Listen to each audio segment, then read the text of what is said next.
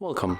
In front of me I have GoPro HERO 9 and I'm going to show you how you can reset your currently settings in the camera. So at the first you have to open the notification bar, then just slide and enter the preferences.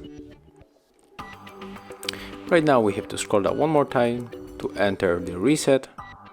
It will be at the bottom of the list, and here just tap on the reset the presets, confirm,